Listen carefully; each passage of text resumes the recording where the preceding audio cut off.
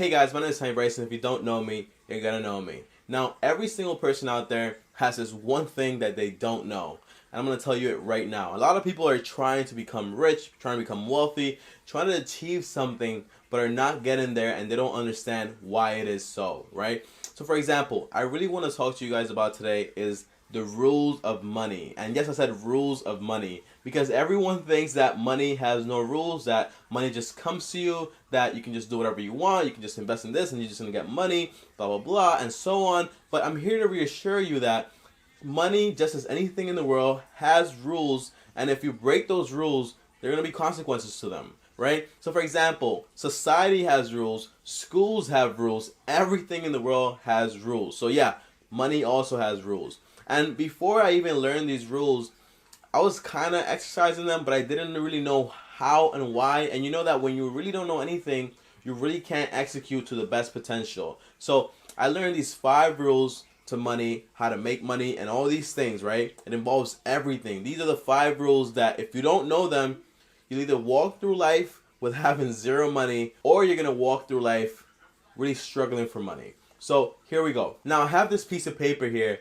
because, as I always tell you guys, money is simple. The same tactics have been used for thousands and thousands of years for people that became wealthy back then in their societies can still be used now for you to become wealthy in your society. So the language that I'm going to use here is kind of like very old language. So really pay attention. Of course, I'm going to explain it afterwards, but really pay attention to what the parable or the rule is saying so you can actually understand. Now there's 5 of them. And I got these rules from The Richest Man in Babylon. It's one of my favorite books. Absolutely one of the greatest books I ever read in my life. So here's the first one.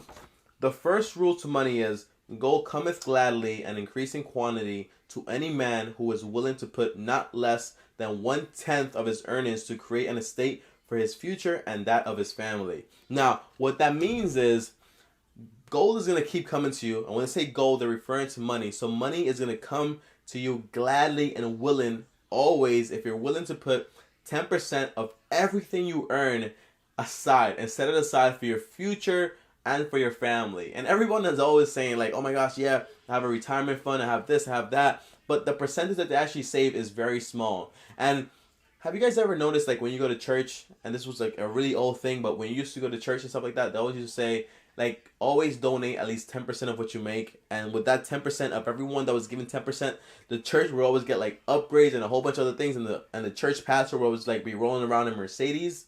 It's because of that. You know what I mean? So that 10% averages out to a very, very big sum. Now, in this entire story that they're using, the 10% isn't just used for your future, but it's actually used to invest. So that 10% you're setting aside, you're actually going to use it to invest your money and actually do it in various ways. So now, the second rule of money is, go laboreth diligently and contentedly for the wise owner who finds for it profitable employment, multiplying even as the flocks of the field.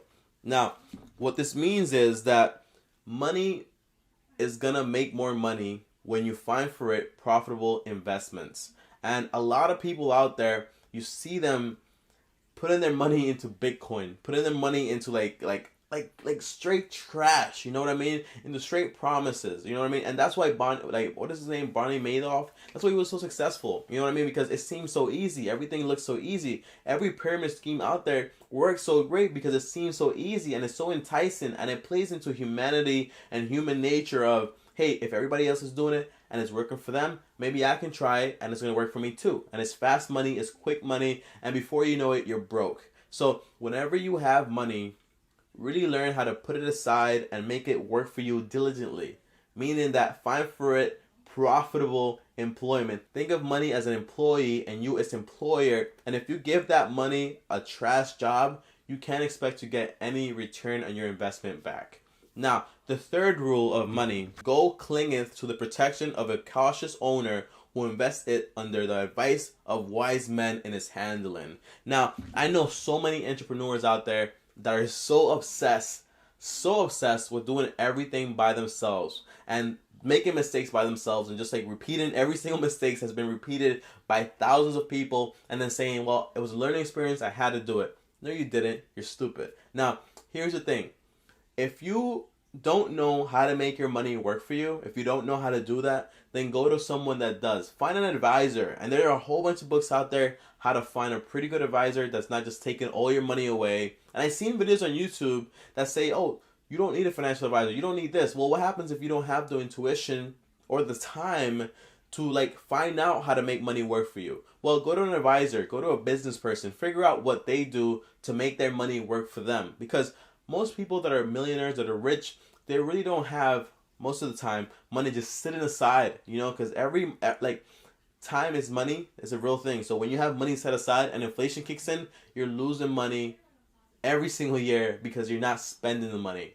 And that sucks. Now, the fourth rule of money: gold slippeth away from the man who invests it in businesses or purposes which he is not familiar or which are not approved by those that are skilled in his keep.